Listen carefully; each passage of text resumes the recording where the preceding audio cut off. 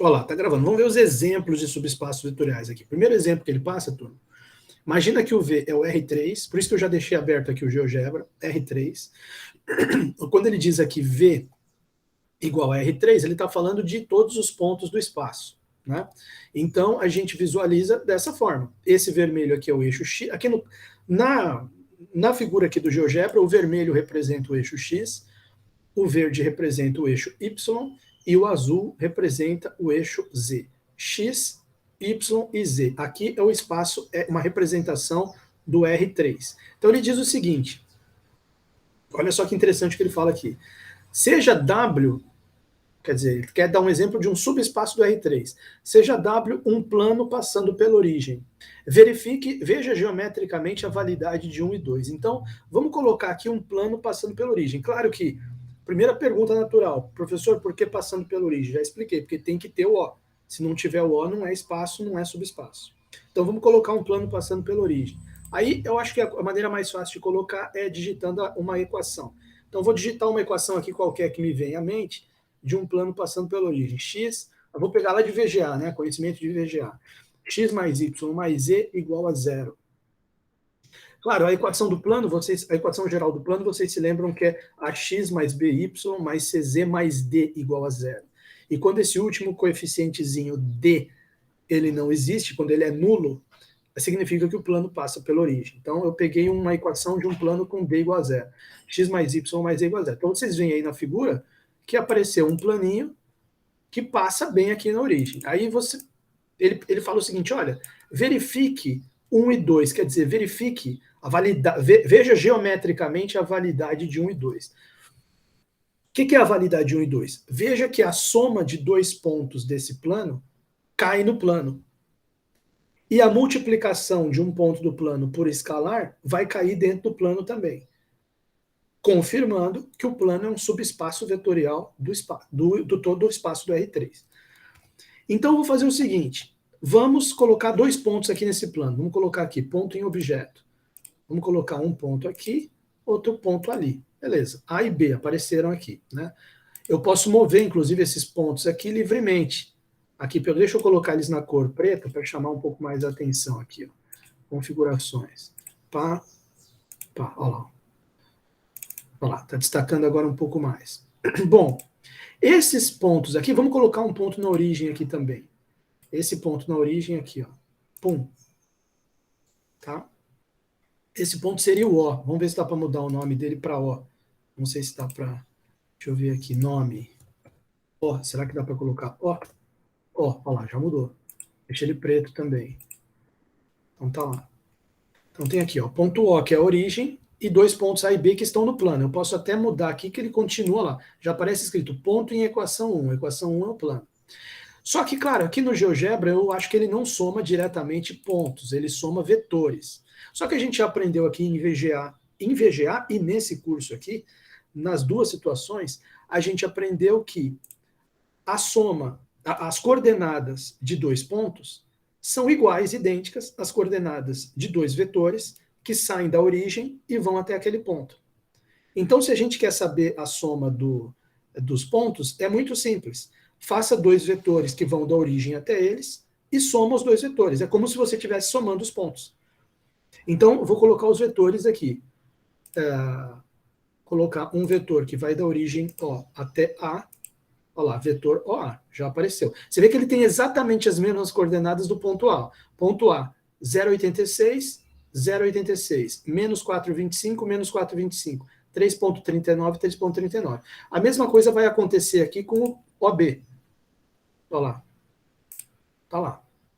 3,23, 0,45, 2,78. Menos 3,23, 0,45, 2,78. Mas cadê a soma deles? Bom, a gente aprendeu em VGA, e eu também lembrei com vocês aqui, que a maneira, digamos assim, né, correta de fazer a soma de vetores quando os vetores estão saindo do mesma origem, que é o caso aqui, não é a regra do fechamento do triângulo, é a regra do paralelogramo. Né? A regra do fechamento do triângulo é quando um vetor já está saindo da ponta do outro. Aí você fecha, né? Imagina que esse vetor estivesse saindo aqui. Aí você só fecharia aqui o triângulo. Pum. daria o vetor, a soma.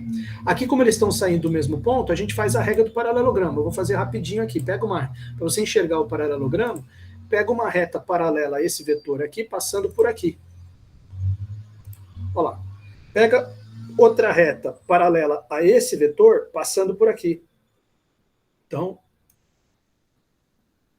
olha lá, formou o paralelogramo. Formou o paralelogramo. Não sei se vocês estão percebendo. Olha lá. Aqui você vê claramente aqui o desenho do paralelogramo. E cadê o vetor que é a soma dos dois? O vetor que é a soma dos dois é o vetor que sai da origem e chega até esse outro ponto, que é a diagonal do paralelogramo. Então, vamos marcar ali um ponto na interseção, acho que é melhor pegar aqui, ó, interseção de dois objetos, mas no caso são duas retas, né? Não são superfície. Então, pá e pá. Olha lá, já apareceu um pontinho ali, ponto C, interseção das duas retas. Então, esse ponto, se você colocar aqui o vetor, que vai da origem até ele, você tem aqui, para destacar esses dois, eu vou deixá-los em vermelho, aqui para destacar. Então, para chamar um pouco a atenção aqui na visualização da figura. Olha lá. Então, quer dizer, você vê claramente que a hora que você soma os dois vetores, OA e OB, isso é equivalente a somar os dois pontos, o resultado foi os dois vetores estavam paralelos ao plano, os pontos estavam contidos, porque os pontos estavam contidos no plano, aliás, os três, O, A e B. A hora que você somou os dois vetores, deu um vetor também paralelo ao plano. E o ponto C, que seria a soma do ponto A com o ponto B, também está ali paralelo ao plano. Tá certo? Vai ser a soma das coordenadas, como a gente aprendeu que a soma dos pontos em R2 é a soma das coordenadas. Né? Na prática, eu estou fazendo esse negócio dos vetores aqui porque a gente está no GeoGebra. Né? Se você estivesse trabalhando ali num exercício da prova, você não precisaria ficar fazendo vetor nem nada disso. Né? Na hora da prova ali, tranquilamente, você apenas faz a soma das coordenadas. Né? E será que a soma das coordenadas vai dar certo? É só você ver aqui, ó. Coordenado ponto A, 0,86. É que esses números aqui estão difíceis de fazer a conta de cabeça, né? Deixa eu tentar achar aqui umas coordenadas um pouco melhor. Deixa eu mexer aqui um pouco nesse ponto. Olha lá, eu posso colocar o ponto em qualquer lugar que continua dando certo. A soma deles vai continuar batendo. Olha lá, ficou legal. 2 menos 6, 4. Tá certo? E o B? B, será que a gente consegue melhorar aqui também? Deixa eu ver. Opa, claro, deixa eu ver aqui se eu pego algum... Olha lá, quase que eu peguei um ponto bom ali. Opa, estava tentando achar umas coordenadas aqui. Essa aqui ficou legal. 2, o C é a soma deles. Ó. Quanto que é menos 401 mais 2? Menos 201, soma das coordenadas. Menos 6 mais 0,44, menos 5,56. 4 mais 3,57, 7,57. Certinho, se você fizesse a soma das coordenadas. Quer dizer, na prova, assim que eu digo, numa folha de papel, você não tem essa visualização de GeoGebra. Então, o que você ia fazer? Você ia pegar o ponto A e ia somar com o ponto B. E você, somando as coordenadas. E você ia ver que deu esses números aqui. Aí você ia pegar essas coordenadas e substituir na equação do plano. E você ia ver que satisfaz a equação do plano. Seria um modo não geométrico, um modo algébrico, né? Vamos pegar a calculadora aqui. Se você pegar a calculadora, e já vai querer estragar a aula? Não é possível. Aqui, ó. Olha lá, abrir Paint em vez de abrir calculadora aqui, calculadora. Se você pegar a calculadora e você somar aqueles pontos ali, ó, porque a equação do plano é x mais y mais e igual a zero. Então, se qualquer coordenada x, y, z que satisfaz isso aqui está no plano. Vamos pegar as coordenadas aqui do ponto C. Desse ponto C aqui, que foi a soma de A com B.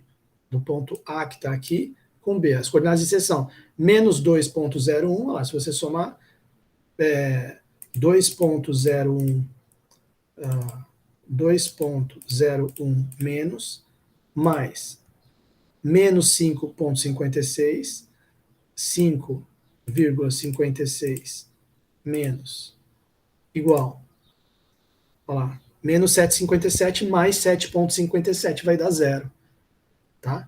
X mais Y mais Z dá zero. Esse aqui seria um jeito algébrico, sem geometria, de você provar que esses dois pontos que você pegou no plano, a hora que você soma as coordenadas, dá um ponto que está no plano. Tá? Só que eu fiz toda essa geometria aqui porque ele tinha dito aqui no exemplo, veja geometricamente a validade de 1 e 2. Essa aqui seria a validade de 1. E a validade de 2? Bom, a 2 você só precisa de um vetor, né? Então vamos imaginar aqui só o vetor A. E vamos apagar aqui um pouco os outros para não influenciar aqui, né? O A pode continuar. O vetor U tem que continuar. Os outros podem apagar aqui. Olha lá. Então,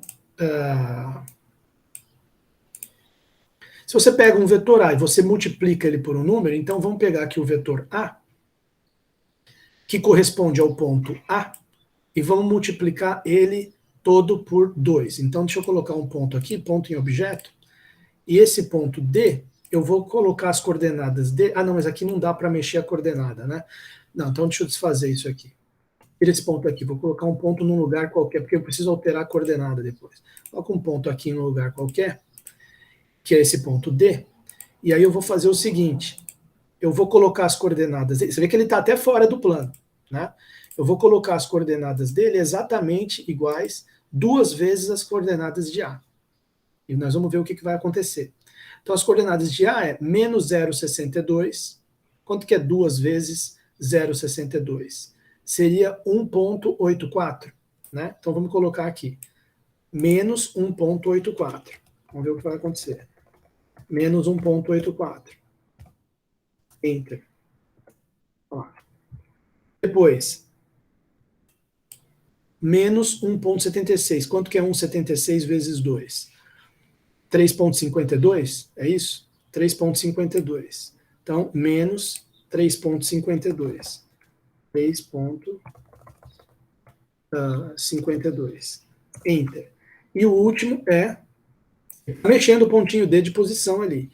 E o último é 2,38. Quanto que é 2,38 vezes 2?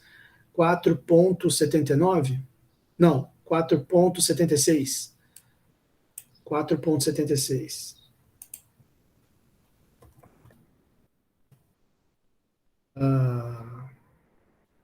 4,76. Enter. Olha lá o que aconteceu com o ponto D. Vamos ver o que aconteceu. Não, ainda está um pouquinho fora. Acho que eu errei alguma conta, né? 2,38. Acho que foi 2,38. 8 mais 8, 16. 7, não é 4,76? 2,38 vezes 2? 1,76 vezes 2? Será que foi isso que eu errei? Que conta que eu errei aí? 1,76 vezes 2. 6 mais 6, 12. Vai 1. 7 mais 7, 14. 15. Vai 1. 3,52. 1,84. Não. Aqui eu errei, não é 1,84. É 1,24. Não, aqui que eu errei. Aqui é 1,24. 1,24. Enter. Ah lá. Agora sim, desculpa, eu tinha errado uma conta ali. Aqui, ó. O ponto tá. A hora que eu peguei o ponto A, que está no plano, e multipliquei ele por 2, dá um outro ponto que está no plano também. Tá? Se você quiser fazer o vetor para ver, pode até ver. Ó. Vetorzinho aqui, ó, se quiser. Não é necessário, mas já que eu tinha feito o vetor até o A, olha lá, ficou um vetor paralelo. Certo? Então, aí você pode fazer o que você quiser, entendeu? Em termos de multiplicação. Multiplicou o A, vai cair sempre no D. E a gente tinha visto anteriormente que quando a gente soma o A com outro B que está no plano também, o resultado dá um C que também está no plano. Então, a gente acabou de verificar geometricamente com o GeoGebra que um plano passando na origem acabou. Ele é um subespaço, porque a soma de 2 pontos que estão nele dá um ponto que está nele, a multiplicação de um ponto que está nele por qualquer... Eu fiz por 2, mas você poderia multiplicar por qualquer outro número, tá? Você ia cair sempre aqui no plano. Agora, aí vem a seguinte pergunta, mas e um plano que não passa pela origem? Bom, a gente poderia chegar aqui nessa equação, tirar esse 0 daqui e colocar 4, por exemplo. Aí se eu der Enter aqui, o plano vai deixar de passar pela origem. Olha só o que vai acontecer. Olha o que aconteceu. Agora, olha lá, o plano está passando fora da origem. Mas os pontos A e B continuam no plano. Os pontos A e B continuam aqui em cima do plano, só que agora é um plano que não passa na origem. O que aconteceu com a soma dos pontos, que é lá o ponto C? Você vê que já está totalmente fora do plano. Totalmente fora. Já não caiu em cima do plano. O que aconteceu com o ponto D, que era múltiplo do... Agora o D já não é mais múltiplo do A, porque esse aqui está...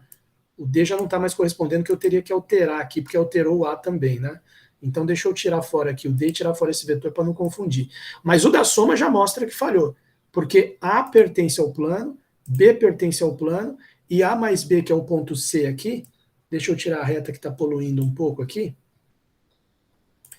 Olha lá, o C, que é a soma dos dois, está totalmente fora do plano. Então, o plano que não passa pela origem, já era, bugou, deu pau. Tá? Plano que passa pela origem, se você voltar aqui, o 0, Enter. Lá, já voltou a ficar certinho. Tá? Então, essa é que é a ideia. Aí você está vendo como todas as coisas se amarram, né? O ter que ter origem por causa da definição de espaço vetorial, mas aí bate certinho com a definição de ser fechado em relação à soma, que se não tiver na origem também cai fora o vetor, tudo amarrado certinho para funcionar. Tá certo? Vamos continuar aqui os exemplos. Então, um plano no R3 passando pela origem é um exemplo básico, clássico, de um subespaço vetorial. Tá? Veja geometricamente a validade 1 e 2, já vimos. Observe que se W não passasse pela origem, não seria um subespaço, acabamos de verificar. Note que, na verdade, os únicos subespaços de R3 são a origem, as retas. Só a origem é trivial, né? Só o O.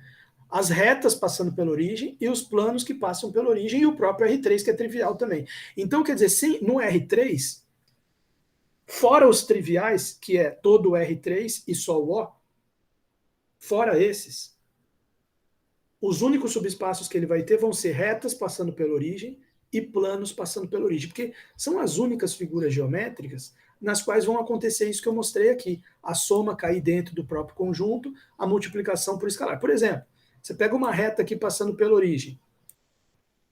Vamos colocar aqui 2 pontos, ó. Coloca o ponto... porque reta precisa de 2 pontos, né? Basta mais um. Vamos pegar a origem. A origem já é um dos pontos. E o outro ponto, vamos colocar aqui, esse ponto E, vamos colocar 1, 1, 1. 1, 1, 1. Só para demonstrar, só para mostrar, né, ali para os alunos. 1, 1, 1. Enter. Tá ali. Aí você vê aqui uma reta passando pela origem. Olha lá, ponto 1, ela vai passar no O e no 1, 1, 1. Cadê? Reta. O e 1, 1, 1. Esse é um subespaço vetorial? Correto, é. Se eu pegar um ponto aqui, se eu tomar um ponto em objeto, qualquer ponto aqui, ó, prendi um pontinho ali na reta. Né? Vamos destacar ele aqui um pouco. Vamos ver se dá para destacar ele em verde. Dá, legal. Olha lá. Esse pontinho verde, ele está preso, está restrito aqui à reta.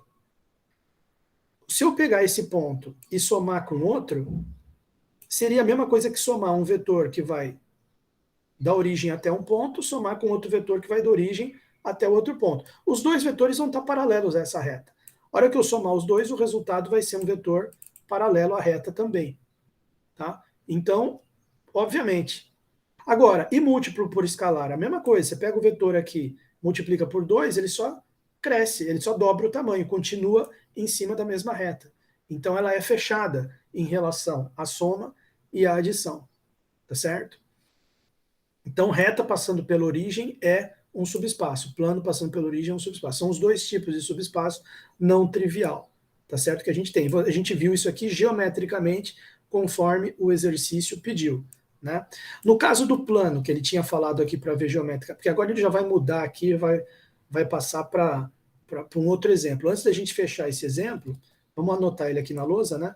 Que a gente viu no GeoGebra. Nem vou fazer essas figuras aqui. Vou só colocar assim, exemplo 1, visto no GeoGebra, né?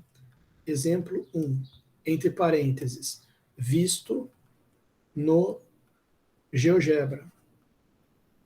GeoGebra seria V igual a R3, V igual a R3, o espaço vetorial maior é sempre o V, subespaço a gente padronizou chamar de W. O W, que é o subespaço, seria um plano plano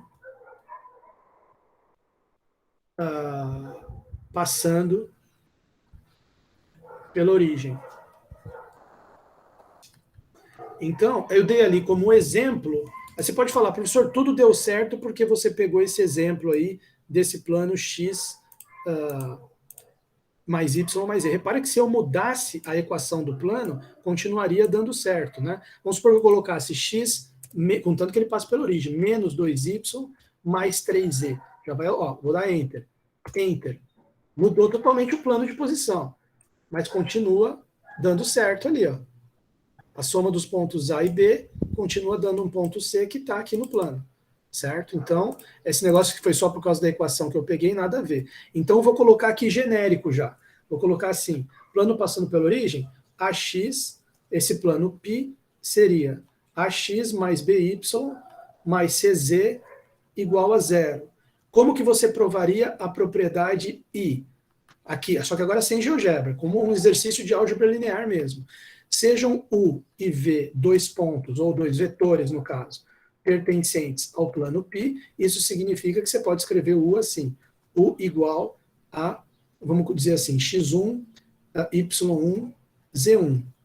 E o V, x2, y2 e z2. y2 e z2. E aí o que acontece nessa item I? Você tem que provar que a soma deles está no plano também. Como os dois pertencem ao plano, você sabe que as coordenadas deles satisfazem aqui a equação do plano, né? Então, como eu sei que o V pertence a π, eu sei que AX1 mais BY1 mais CZ1 realmente dá igual a zero. E eu sei também que o AX2 mais BY2 mais CZ2 realmente dá igual a zero também.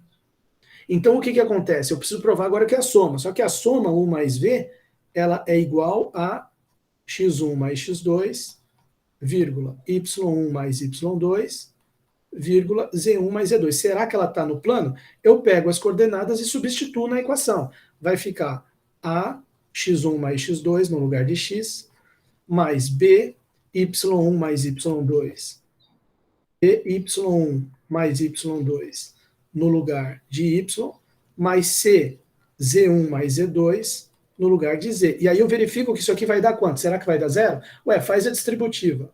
Isso aqui é igual a ax1 mais ax2 mais b, estou fazendo distributiva, mais by1 mais by2 mais cz1 mais cz2.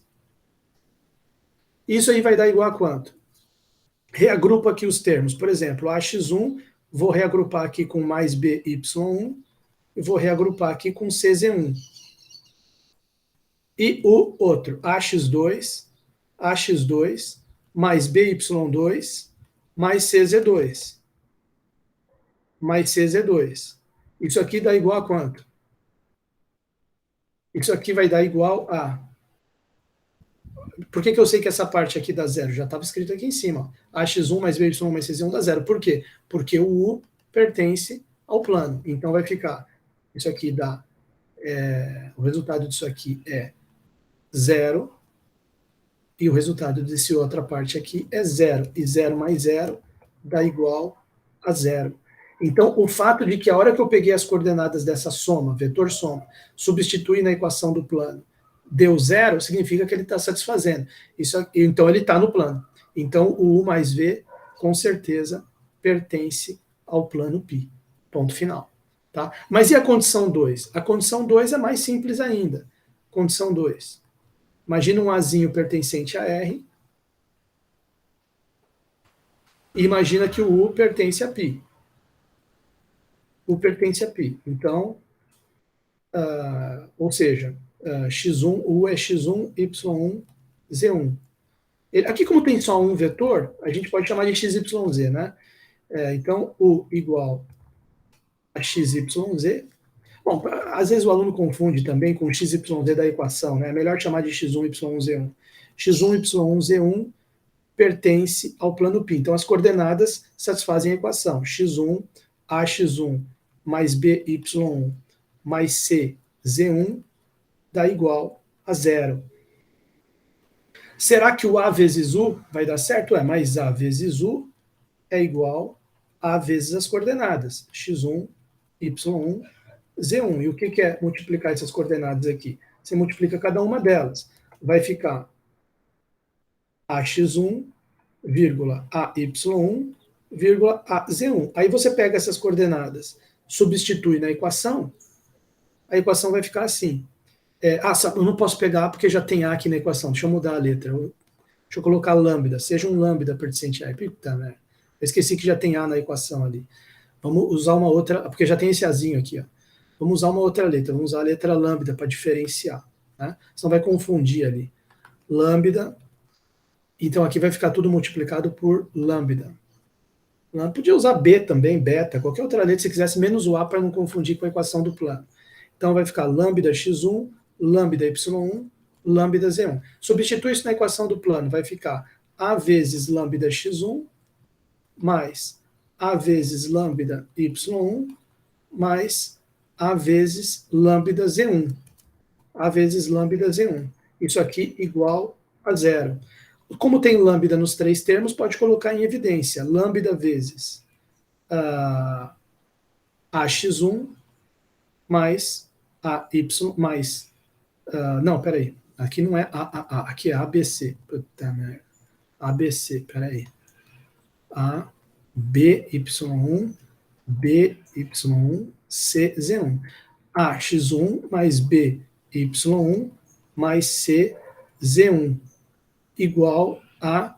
Quer dizer, nós vamos ver se dá igual a zero, né? Não precisa colocar esse igual a zero aqui no começo. Estou só substituindo para ver se vai dar igual a zero. Isso, na hora que substituiu essas coordenadas na equação, isso aqui deu isso, que é igual a isso, coloquei o lambda em evidência, agora, como esse aqui, dentro do colchete, eu já sei que dá zero, então isso aqui vai ficar lambda vezes e um zero aqui dentro do colchete, que é igual a zero. Então, significa que o lambda U pertence ao plano π. E o plano π é o subespaço. Né? Então, acabou. W é subespaço. Né? Deixar entre parênteses aqui, esse aqui é o W. Né? É esse plano π aqui. Então, acabou. Eu acabei de fazer a prova para vocês que qualquer plano passando pela origem vai ser um subespaço vetorial. Verifiquei o 1 e o 2. Só que agora, em vez de verificar geometricamente, que nem eu tinha feito aqui no GeoGebra, eu verifiquei algebricamente, como um exercício de álgebra linear mesmo. Tá certo? Bom. Ok. Então vamos voltar aqui para os exemplos. Né? Ele dá esse exemplo aqui do R5. Né? O exemplo do R5 é o seguinte, olha, imagina que o meu espaço vetorial V é todo R5. E eu pego um subespaço que é composto apenas dos vetores do R5, que tem zero na primeira coordenada. Isso forma um espaço vetorial. Como é que você verifica U e V? Vamos lá. Só que agora vamos parar de fazer no GeoGebra e vamos fazer álgebra linear mesmo aqui. Ó. Então, deixa eu passar um traço aqui. Coloca aqui, exemplo,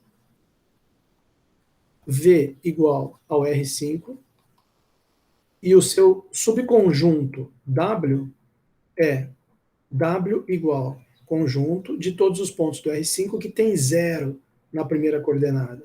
X1, X2, X3, X4 e X5. Isso aqui é cansativo de escrever, né?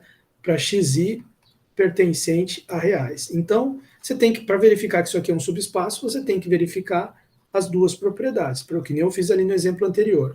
Propriedade 1, pega dois vetores aqui, então o teu vetor U vai ser 0, com x, né? X1 até x5, e o seu vetor V vai ser 0 na primeira coordenada. Estou pegando o V pertencentes a W, né? E a propriedade 1 começa assim, seja U, V pertencentes ao subespaço W. Então, ambos têm que ter 0 na primeira coordenada. Então, U igual a 0, x1, reticências até x5, e o V igual a 0, y1, reticências, até y5. Tá lá. Então, são dois pontos que estão no W. A hora que eu somo eles, quanto que dá a soma? A soma vai dar U mais V, aqui não vai ter espaço, eu vou escrever lá na... Aqui já acabou, deixa eu passar aqui para a direita. A soma vai dar U mais V, U mais V igual 0, x1 mais y1, vírgula x2 mais y2, até chegar em x5 mais y5. E esse vetor aqui, ele está no W? Tá, porque ele tem 0 na primeira coordenada, pertence a W. Bem fácil, tá? E o item 2? Como é que eu sei que um múltiplo, né? Então, aqui dá para pegar o A, sem problema. Azinho pertencente a reais. E imagina um U pertencente ao subespaço W. Então, esse U pode ser escrito como 0 na primeira coordenada, x1, reticências até x5. Tá lá. O A vezes U vai ser quem? A vezes U vai ser igual a vezes esse vetor aqui. Vai ficar A vezes 0, vírgula AX1, vírgula AX2, vírgula reticência até chegar em AX5. A vezes 0 vai dar 0. Então ficou um vetor que tem 0 na primeira coordenada, depois AX1, depois até chegar no AX5. Com toda certeza, esse vetor aqui pertence ao W. Então acabou de provar que esse conjunto aqui, de todos os pontos do R5 que tem 0 na primeira coordenada, é um subespaço vetorial do R5. Tá certo? Aqui ele fez as contas, em vez de usar A, ele usou K, ficou KU. Então, mas está feito a conta aqui. Olha que interessante esse exemplo 3. V é o espaço vetorial das matrizes quadradas, N por N. Né? É claro que a gente, para fazer o exemplo aqui na lousa, tem que especificar aqui. Seria melhor se a gente especificasse um valor de N, mas é interessante ele ter escrito assim, porque ele está querendo dizer que o resultado vale independente do número que você colocar aqui. Se você pegar o espaço vetorial V das matrizes quadradas, N por N, e você pegar o subconjunto das matrizes triangulares superiores, então o W é subespaço. Vamos fazer esse aqui. Matrizes triangulares superiores. Eu vou para, digamos assim, para fixar as ideias, eu vou pegar N igual a 3. Tá? Então, exemplo. Imagina que você está lá no espaço vetorial grandão, o que está por fora, das matrizes 3 por 3. Quer dizer, aqui dentro tem todas as matrizes quadradas de 3 linhas e 3 colunas. Todas. E de entradas reais. As matrizes cujos numerozinhos dentro são números reais. Então, todas elas estão nesse M33. E aí, o que acontece? Eu vou pegar um subconjunto dele. Então, eu pego o subconjunto W das matrizes triangulares. Agora, qual que é o plural de matriz triangular superior? Matrizes triangulares superiores. Triangulares superiores. Esse aqui é língua portuguesa também. Superiores. Tá? Bom, então, aí quero provar que é subespaço. Os dois itens. Primeiro item I. Pega U, V pertencente a W. O que seria isso? Duas matrizes triangulares superiores. Agora, vocês se lembram o que é uma matriz triangular superior, né? O que é uma matriz triangular superior? É uma matriz que para baixo da diagonal, uma matriz quadrada, que para baixo da diagonal principal, tudo é 0. Então, isso chama matriz triangular superior. Então, o que significaria aqui pegar duas matrizes em W? Seria pegar duas matrizes que são ambas triangulares superiores. Então, como é que a gente poderia escrever elas? Eu vou escrever assim, a matriz U, eu vou escrever assim, A11, A12, A13, 3 por 3, né? Depois, para baixo da diagonal principal é 0, é triangular superior. Então, vai ficar 0, A22, A23. Depois, na última linha, 0, 0, A33. Aí a V. A V é a mesma coisa, só que eu vou usar a letrinha B para diferenciar aqui do A. Então vai ficar B11, B12, B13, 0, B22, B23. B23. Última linha, 0, 0, B33. Então, tenho que provar o que nesse item I? Que a soma também vai ser triangular superior. U mais V Só que essa soma vai ficar quanto? Vai ser igual a quanto? Olha só que legal.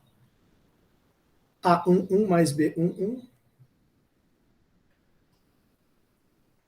A12 mais B12. A13 mais B13. A13 mais B13.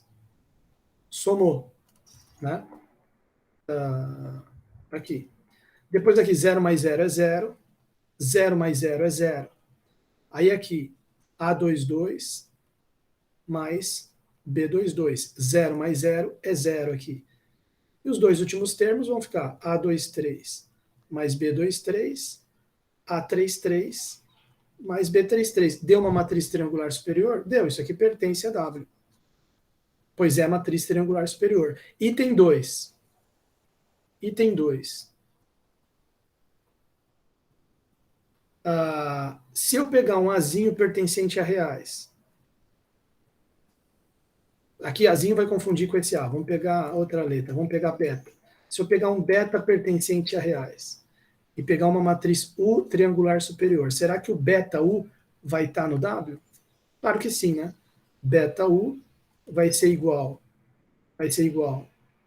a beta vezes a matriz triangular superior, A, B, A11, A12, A13, 0, 0, 0, A22, A33, A23. A hora que você multiplica por beta, fica como? Continua triangular superior. Beta vezes A11, beta vezes A12, beta vezes A13, beta vezes 0, que é 0, beta vezes 0, que é 0, beta vezes 0, que é 0, beta A22, beta A33, beta A23. Isso aqui, com certeza, pertence a W. Então, quer dizer, acabou, fechou. Provou que as matrizes triangulares superiores são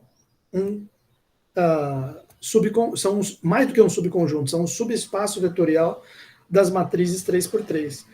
Agora, você poderia fazer em casa como exercício, idêntico ali, muito análogo, matrizes triangulares inferiores, que são as matrizes que, para cima da diagonal principal, tudo é zero. Também vai formar um outro subespaço vetorial das matrizes 3x3. Agora, vou lançar uma ideia para vocês.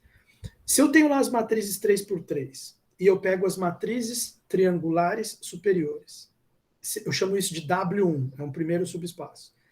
Pego as matrizes triangulares inferiores, chamo de W2, é um segundo subespaço. Qual que é a interseção? Quem saberia me dizer qual é a interseção entre as matrizes triangulares superiores e as triangulares inferiores? Quais são as matrizes que são ao mesmo tempo triangular superior e triangular inferior, que cai nas duas definições ao mesmo tempo? Será que alguém aqui saberia me dizer? Acho que ninguém vai saber. Tem alguém ainda assistindo a aula ou não? Sim, professor. Parabéns para quem está assistindo a aula e parabéns pelo José Vitor. Diagonal, ele está certo. Valeu, Mauro. As matrizes diagonais são justamente a interseção entre as matrizes triangulares superiores e matrizes triangulares inferiores. A interseção são as matrizes diagonais. Só que tanto as diagonais superiores, acabamos de ver aqui na lousa, são, né, vou encerrar aqui, portanto, W, que é o conjunto das matrizes triangulares superiores, é subespaço vetorial, subesp-vet, subespaço vetorial de V, onde V aqui no caso são as matrizes 3x3. Então, dentro das matrizes 3x3, aquelas que são 3x3 e triangular superior formam um subespaço vetorial. Do mesmo modo, poderia chamar isso aqui de W1. Do mesmo modo, tem o W2, que seriam as matrizes triangulares inferiores. José Vitor já matou ali. A interseção dos dois conjuntos, dos dois subespaços, vai dar as matrizes diagonais. E as matrizes diagonais também são um subespaço. Se eu somar duas matrizes diagonais, dá uma matriz diagonal. Se eu pegar uma matriz diagonal e multiplicar por um númerozinho A, continua sendo matriz diagonal. O que são as matrizes diagonais? São as matrizes que, fora da diagonal principal, é tudo zero. Então, o que você está percebendo? Pô, tinha dois subespaços W1, W2, triangular superior, triangular inferior. A interseção deles deu também um subespaço, que são as matrizes diagonais. Vamos para matrizes 3x3. Vamos para o R3. Tem um subespaço aqui que é um plano, passando pela origem. Vou digitar um outro plano aqui, passando pela origem também, que é subespaço. Igual a zero. Olha lá, outro plano passando pela origem. Olha ele aqui. Tá lá. A interseção dos dois, interseção de superfícies, esse aqui seria o W1, digamos, matrizes triangulares superiores. Esse aqui seria o W2, matrizes triangulares inferiores. A interseção deu as matrizes diagonais, que nem a gente falou, fazendo uma analogia, né? A interseção aqui, no caso, é uma reta passando pela origem. A reta passando pela origem também é um subespaço vetorial. W1, W2, interseção de W1 com W2, deu um W aqui, que também é um subespaço vetorial. Engraçado, professor. Deu certo com matriz triangular superior, com matriz triangular inferior. Se eu faço a interseção da matriz diagonal, que é subespaço também. Dá certo com dois planos passando pela origem. Um plano passando pela origem é um subespaço W1. Outro plano passando pela origem é um subespaço W2. Faço a interseção dos dois, dá uma reta, passando pela origem, que é subespaço também. E aí? É sempre isso aí? Sempre, isso é um teorema. Dados dois subespaços vetoriais do mesmo espaço Vzão, W1 e W2, ambos contidos no mesmo V, e ambos subespaços vetoriais, a interseção dos dois vai ser também um subespaço vetorial. É um teorema, nós vamos demonstrar isso na aula que vem. Interseção de subespaços é sempre subespaço.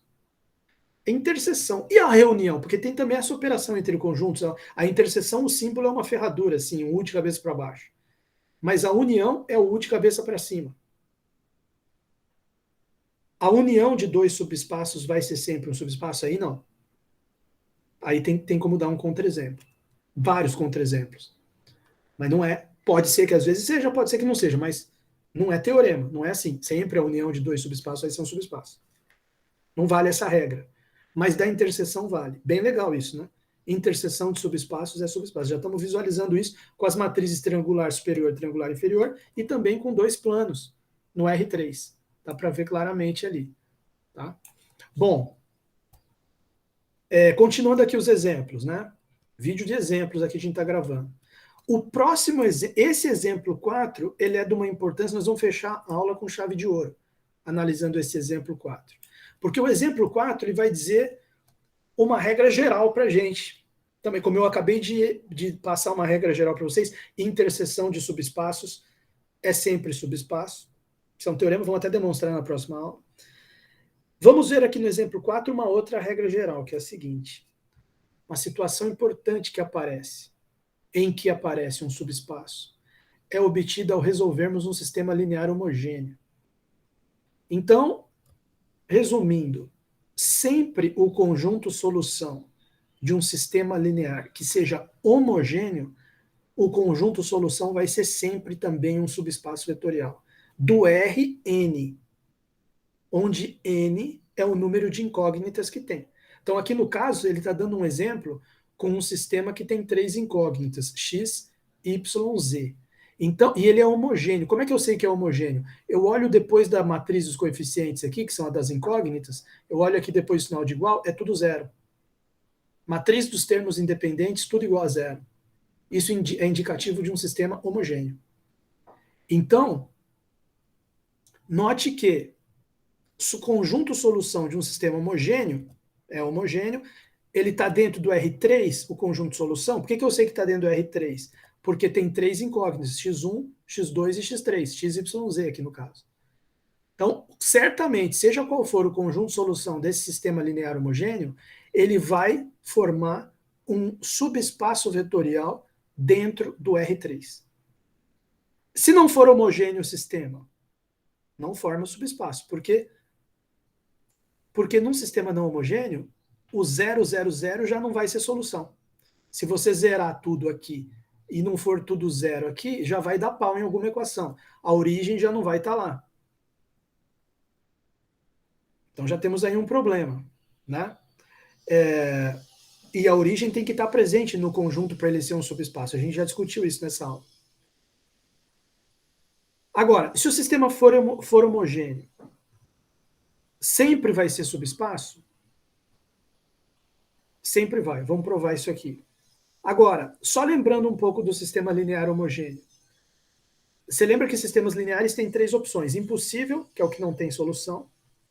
Possível e determinado, que é o que tem a solução única. E possível indeterminado, que é o que tem infinitas soluções. Nenhuma, uma ou infinitas. Essas são as possibilidades para um sistema linear qualquer. No caso de um sistema linear homogêneo, o impossível está fora. É impossível ele ser impossível. Por que é impossível ele ser sistema impossível? Porque o 0, 0, 0 já está aqui dado como solução. Se eu zerar todas as incógnitas, zerou tudo. Então você só tem 2 opções para o sistema linear homogêneo. Ou ele é possível e determinado com uma solução única, e nesse caso é a origem, que é um subespaço vetorial. Ou ele é possível e indeterminado, ele tem infinitas soluções, mas passando pela origem. E esse conjunto de solução com infinitas soluções vai ser um subespaço vetorial. Então, olha só o que ele comenta aqui. Eu não vou nem escrever na lousa, porque está bem escrito aqui. Ó. Imagina esse sistema linear homogêneo. Depois a gente joga essas equações no GeoGebra, para ver o que vai acontecer. Porque você está vendo que cada uma delas é um plano, né? Ele pegou de 3 incógnitas, então vai formar cada uma delas um plano, um R3. Dá para fazer no GeoGebra depois. Observe que se colocarmos esse sistema na forma matricial, olha ele aqui, só escreveu a matriz dos coeficientes, 2, 1, 1, 4, 1, 3, 1, 2, menos 1. Matriz das incógnitas, x, y, z. Matriz dos termos independentes, 0, 0, 0. Se colocarmos o sistema na forma matricial, teremos isso aqui. Dessa forma, o que é você procurar soluções desse sistema? Você quer procurar as matrizes x, y, z, que são matrizes 3 por 1, 3 linhas por uma coluna, matrizes coluna, né, que chama. Você quer procurar aqui as matrizinhas x, y, z, que satisfazem aqui essa relação. Que a hora que você multiplicar essa quadrada 3 por 3 por ela, vai dar 0, 0, 0. É isso que significa encontrar uma solução. Então, imagine que você já tenha aprendido, quer dizer, um detalhe, se você está só querendo provar que o conjunto solução é um subespaço, você nem precisa achar soluções se você não quiser. Basta você provar que ele I e 2Is, que é o que ele vai fazer. Então, I, eu tenho que provar que a soma de soluções é também uma solução. Então, imagina que eu tenho 2 vetores solução. Digamos que o x1, y1, z1 é uma solução aqui do sistema, a hora que eu multiplico por ele dá 0. E o x2, y2, z2 é outra solução do sistema. A hora que eu multiplico por ele, dá 0 também. Será que a soma das duas vai ser também uma solução? Bom, eu tenho que pegar essa soma e substituir aqui. É o que ele fez aqui na próxima linha. Ele pegou a soma e substituiu ali no lugar de x, y, z, sendo multiplicado pela matriz quadrada. Aí o que você faz? Você faz a distributiva. Vai ficar matriz quadrada vezes o primeiro, mais matriz quadrada vezes o segundo. Só que o primeiro é solução. Então, matriz quadrada vezes ele dá 0, 0, 0. O segundo também é solução. Então, matriz quadrada vezes ele dá 0, 0, 0. 0 mais 0 é 0. Essa matriz vezes a soma deu 0, 0, 0. Então, a soma de soluções também é solução. Então, se W, vou resumir aqui na lousa da seguinte forma. Se W é o conjunto solução de um sistema linear homogêneo, aí em vez de escrever a matriz, eu vou escrever AX mais B. Né?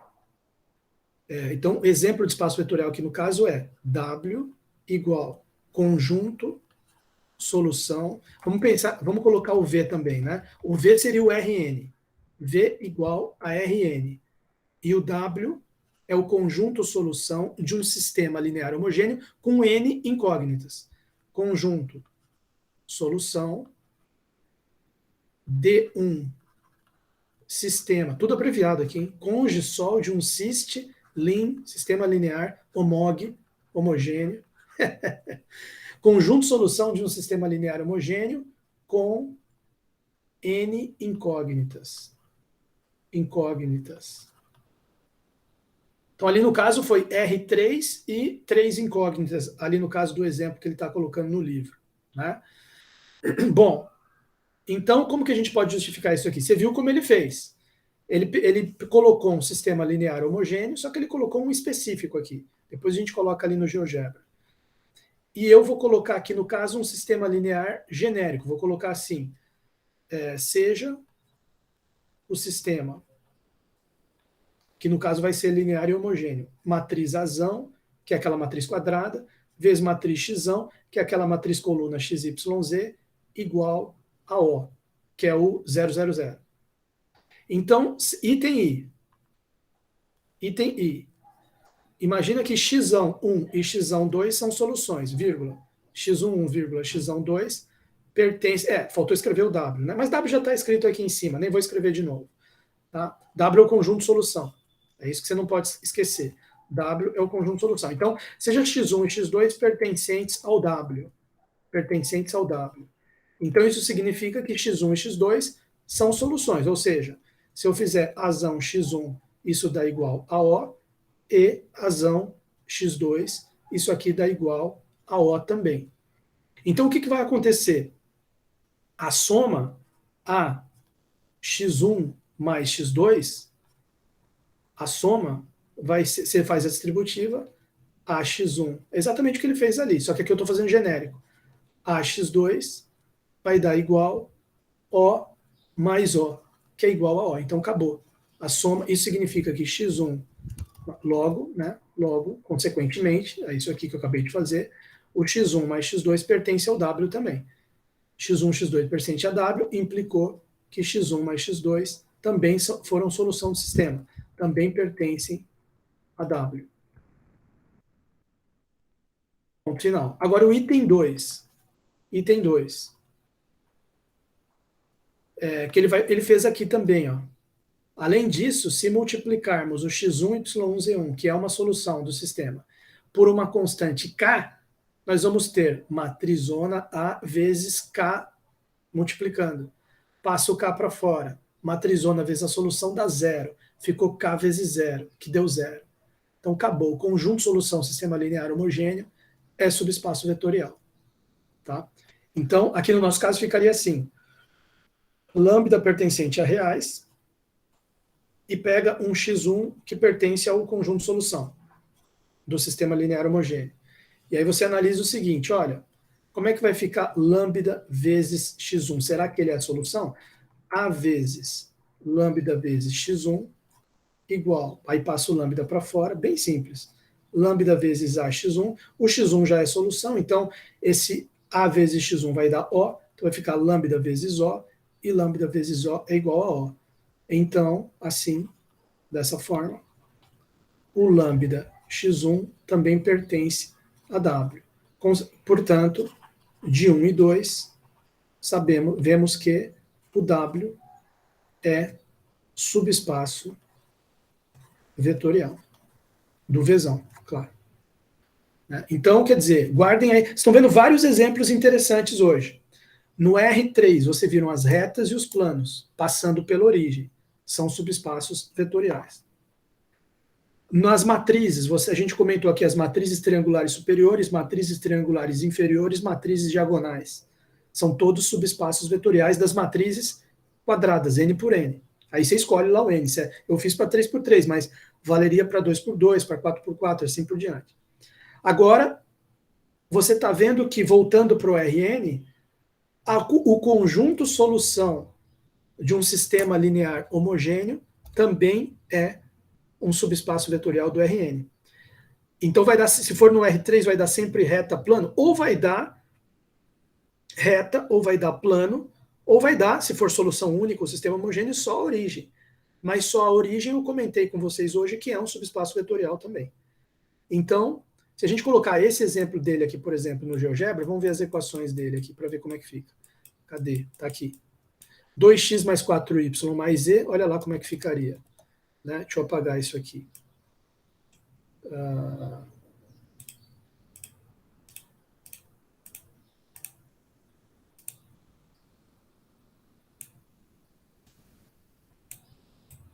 2x mais 4y mais z, olha lá, igual a zero. Apareceu já um plano. Esse é um plano aqui. O outro plano é x mais y mais 2z igual a zero, x mais y mais 2z igual a zero. Opa, apareceu outro plano. Ambos passando pela origem. Tá? Ambos passando pela origem. Olha lá, vou até mudar a cor para ficar melhor de visualizar. Depois o último plano. X mais 3y menos z igual a zero.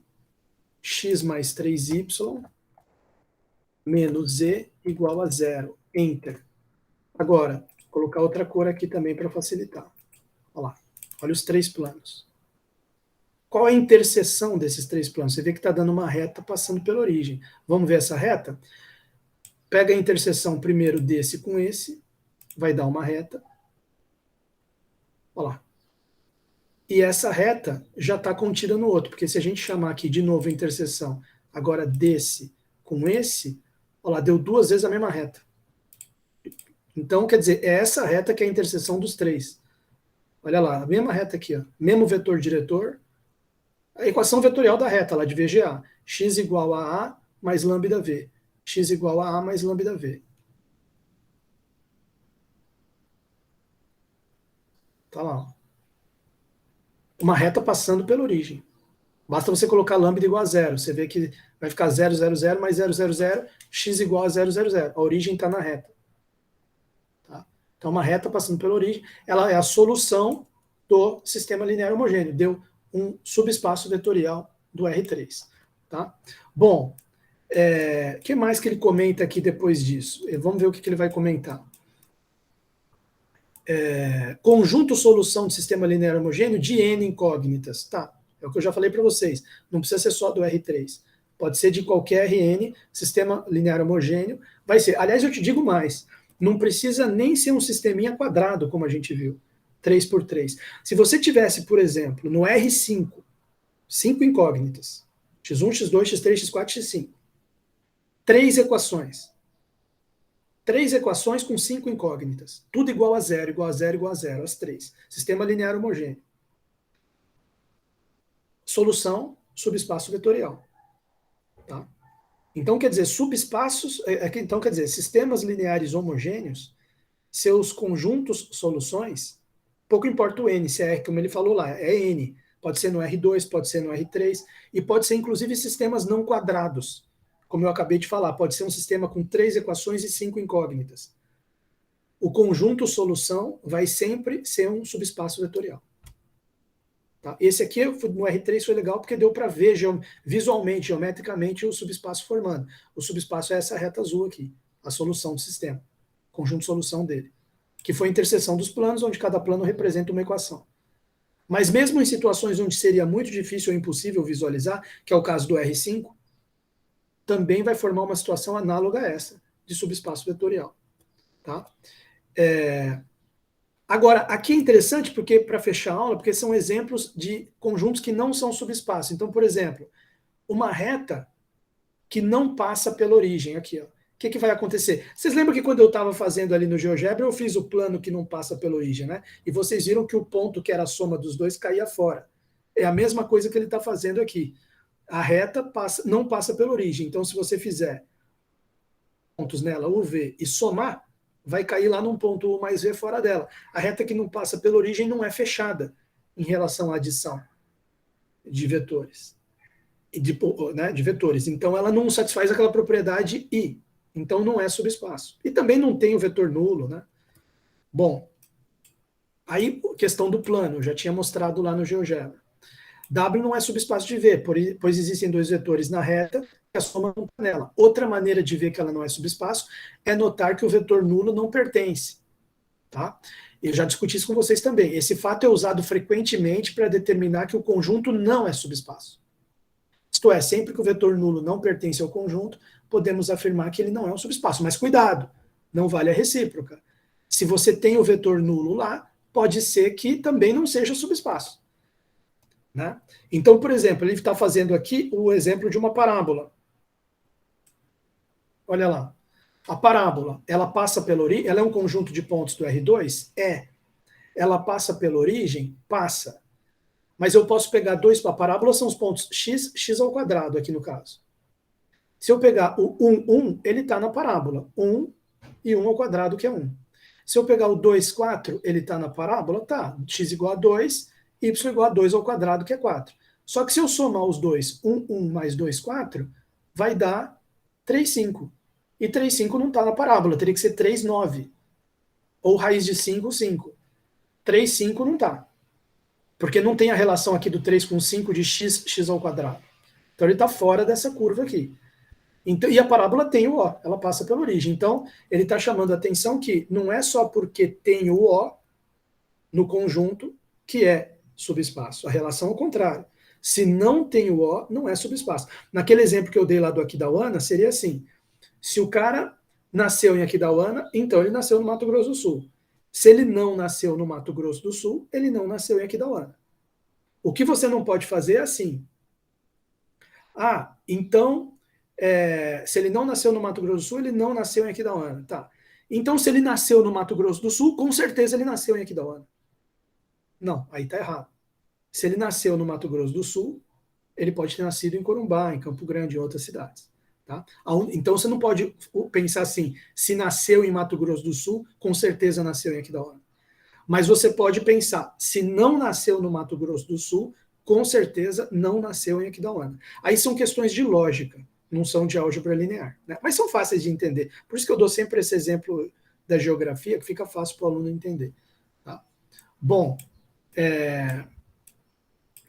aqui tem o seguinte, tem o exemplo de esse exemplo das matrizes quadradas, onde o primeiro elemento delas é menor ou igual que zero. Esse exemplo aqui, ele é um exemplo interessante porque ele mostra que a condição I é satisfeita. Se eu somar duas matrizes, outra coisa, em primeiro lugar, o O está nesse conjunto, imagina o conjunto das matrizes aonde eu vou fechar a aula com esse exemplo aqui, depois a gente retoma na próxima aula a partir dele e segue adiante. Imagine o conjunto das matrizes. Para facilitar, você pode imaginar 2 por 2. Vamos pegar 2 por 2 para facilitar. Né? Aqui, último exemplo da aula. Imagine aqui as matrizes 2 por 2. Último exemplo.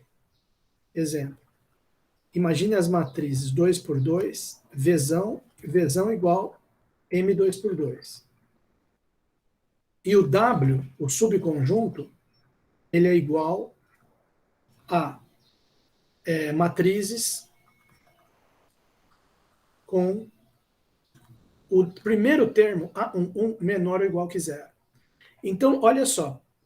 Observação. O O, que seria a matriz nula 2 por 2, está nesse conjunto? O pertence a W. Por quê? Porque, obviamente, todos os termos da matriz nula é zero. Então, o primeiro termo vai ser menor ou igual a zero? Vai ser igual a zero.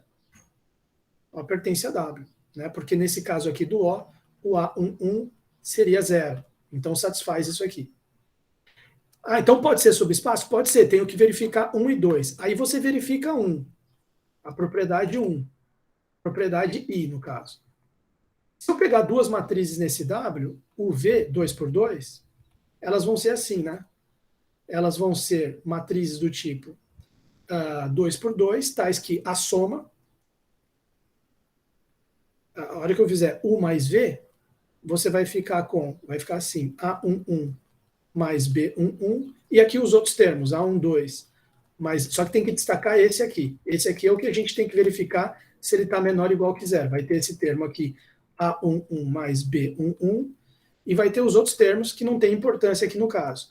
A12 mais B12, A21 mais B21, A22 mais B22.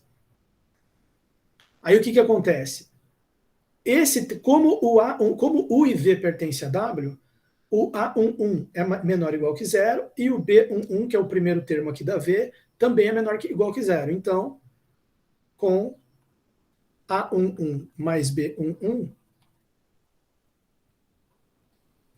menor ou igual que zero com toda certeza. Então, qual que é a conclusão? Né? Daí, essa soma pertence a W também. O mais V pertence a W. Tá lá.